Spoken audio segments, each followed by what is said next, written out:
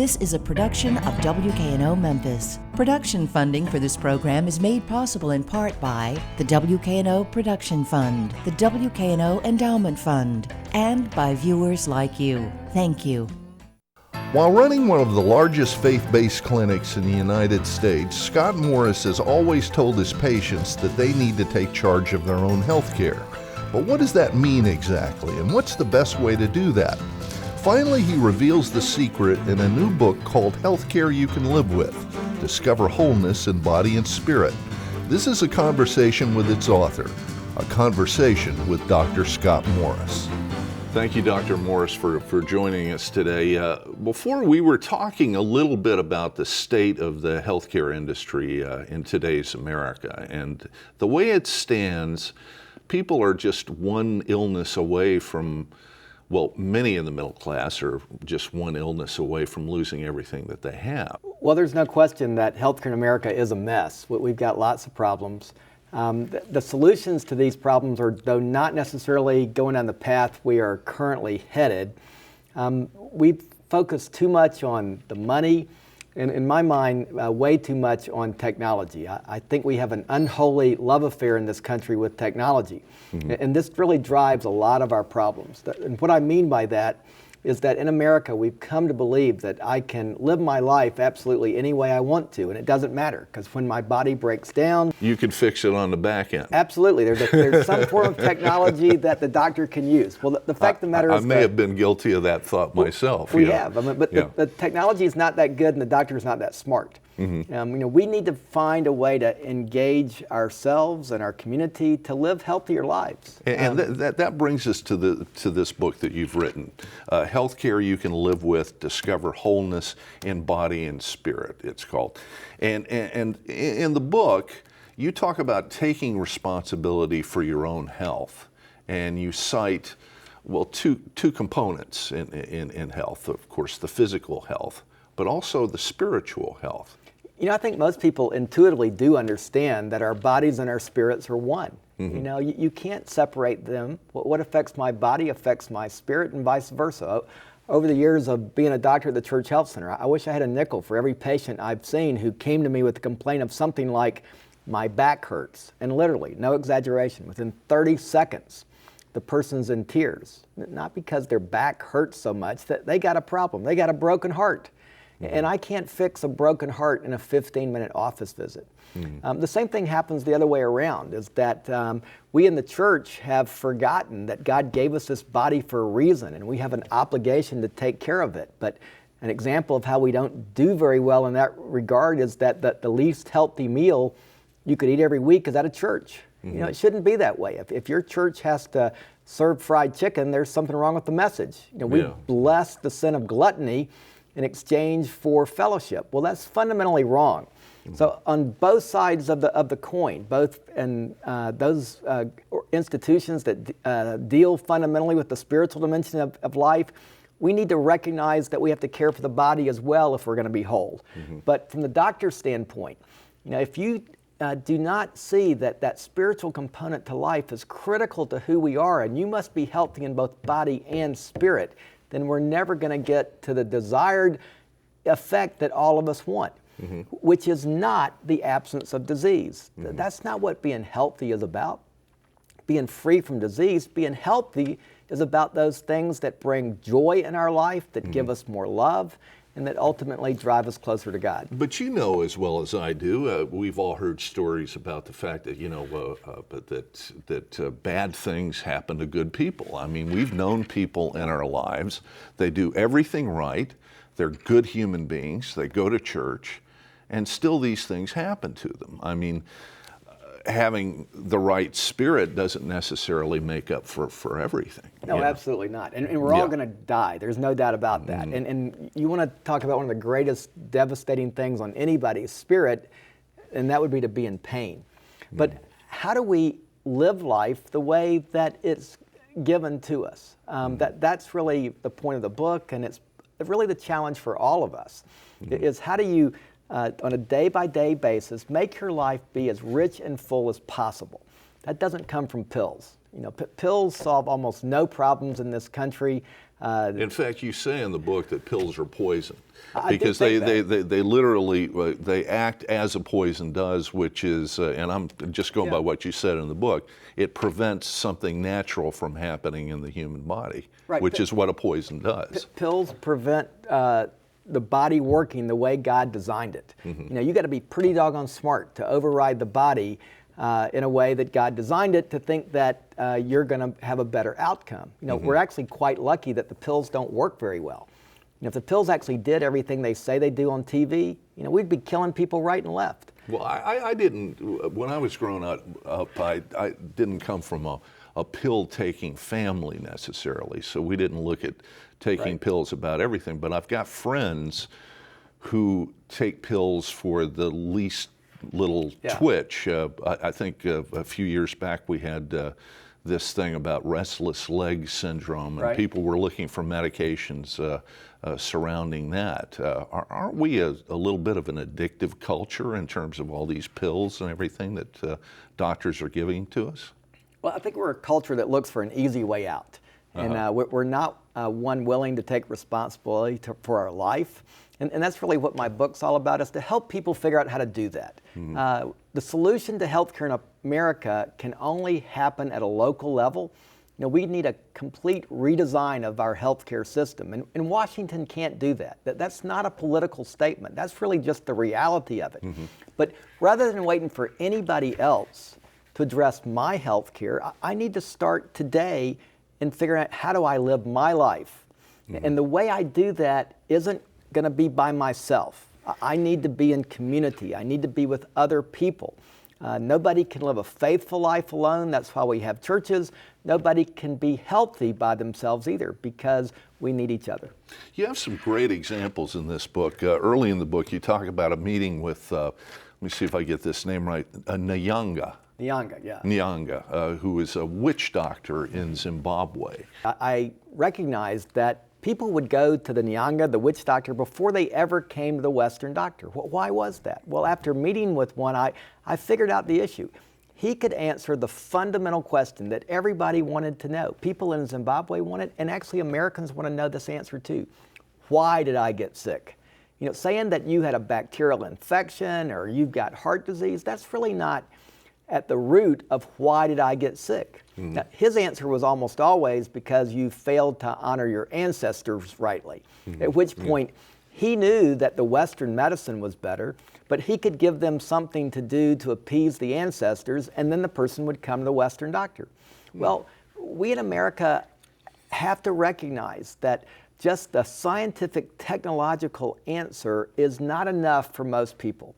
It's not enough to explain why I get sick, and it's definitely not enough to help me understand how to live the healthy whole life. The better doctors, I would imagine, play detective.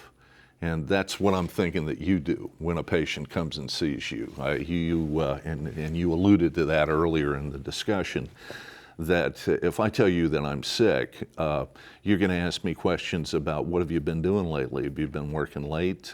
How's your relationship going? And stuff like that. In my mind, the better doctors actually form a partnership with their patient. It's not about me being Dr. God. It's, this is your life. How do we work together? How can I be a consultant for you to help you figure out how to live the better life? And this book actually is intended to give people tools to do that, even before you go to the doctor, to have in your mind a really clear idea of how you begin the process right today of living a healthy life. And we've used the principles that the Church Health Center has developed over the last 24 years in dealing with poor people. One of the great advantages about being with poor people is you're not burdened with money. Yeah. And so you got to find your own solutions that are not about paying your way through it. And actually, we've come to believe that poor people have a lot to teach people of means. Years ago, I was doing a documentary, and I was in a room where a doctor was consulting with a patient. And one of the things that the doctor talked about was the fact that they had another doctor had done an intestinal scan of this particular patient.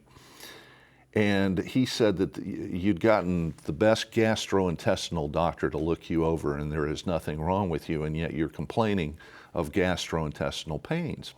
After about 5 minutes, the doctor began to question the woman and found out that she was living in the same house with somebody who she had had a relationship with before, and he was going out with another woman. Right. That will make your stomach hurt every time. I saw a young Hispanic girl not too long ago, 8 years old, who was complaining of stomach pain. After talking to her for a few minutes, why are you here? What's the real problem? And then she told me the solution for her stomach pain. Her daddy had found somebody else and, quote unquote, doesn't love us anymore. Oh. That would make it made my stomach hurt just hearing her talk about it. Yeah. I didn't have any pills to fix that. But what we were able to do is call a church in town and get her and her mother to be engaged in a new community that would bring her that kind of love. I wasn't able to get her father to love her, but I was able to help her find a new path in life, and her stomach pains went away. Yeah, and I've actually seen that at work, and it does work. You cite some. At one point in your book, you have an interesting chapter in there where you began to talk about false divisions in your book. Explain what you mean by false divisions. Well, I mean, we have come in America to see things in a way that are not really accurate, that we think that the doctor and the pastor are on different sides of the coin. We're actually serving the same God. We're also serving the same need to care for people as a whole person.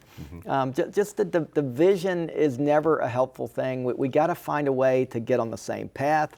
We got to understand that there's always more than one way to look at life, and the divisions between good and bad are oftentimes in the path of the gray. Well, you also, in the false division section, you talk about health ministry giving way to the health industry. Well, we have developed a medical industrial complex in America and forgot the fact that prior to the Civil War in America, virtually everybody received their health care from the pastor. That the call of the church is to care for our bodies as well as our spirits. A third of the New Testament has to do with healing the sick. It's on every page.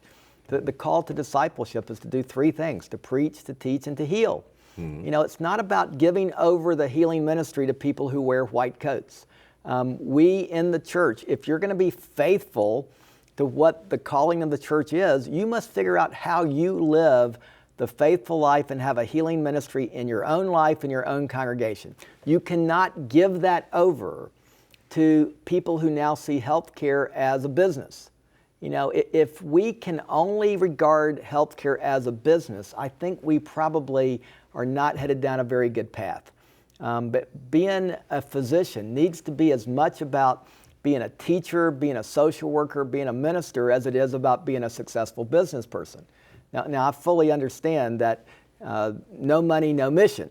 Those two things have to be held in balance, but we cannot give over, particularly people of the faith community, our God expectation to do things that fundamentally help the poor, that fundamentally care for our bodies, and think that a business solution is the best solution. I'm not anti-business. I'm just pro things that lead us to a fullness of life. You talk about the fact that almost on a daily and on a weekly basis, you're still discovering what a health ministry is about. One of the great blessings I have working at the Church Health Center is that I see a number of older African American people who, if you measured their capital, they got no capital.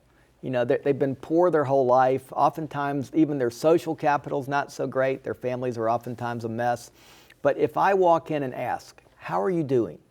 The answer I will often invariably get is, I am fine and blessed. Really, you're fine and blessed. You have nothing. How do you get to be fine and blessed? Well, we've come to define this as having spiritual capital. And so one of the great privileges I have is I will be the doctor of someone like that. I spend the first 5 or 10 minutes of my visit with them making sure that medically they're okay. And then the rest of my time with them, I'm asking the question, how do I get to be fine and blessed? You know, what have you learned that I need to know about how to live my life? You know, that is a redefinition of what health ministry is all about. It's not what I'm doing to you. It's how we are trying to live the faithful life together. I think that's what gets us to, again, what we consider the goals for living, which is more joy, more love, and being driven closer to God. But it's also a function of you as a doctor looking back on the basic reasons concerning why you became a doctor in the first place. Right. You know, I look at a lot of the doctors and the doctors' offices, and they're overbooked, and at the end of the day, they're fighting with the insurance companies, and they've entered into a partnership with another doctor because they bought an MRI machine. Right. All these things that seem to pull them away from the central focus of why they became doctors in the first place. So it's really a day-to-day battle that every doctor has to go through. And we're going down that path even more today. You know, in the next year or two, more than half the doctors in Memphis are going to end up working for the hospital. The days of the private practice, that may be behind us, except for large subspecialty groups. You know, that is incredibly stressful for doctors. But primary care doctors like me, as a family practitioner, struggle mightily to be able to earn what they would consider an appropriate living. You know, you just don't do fee for service like you did in the past. And yet, every doctor I know went to medical school primarily because they want to help people.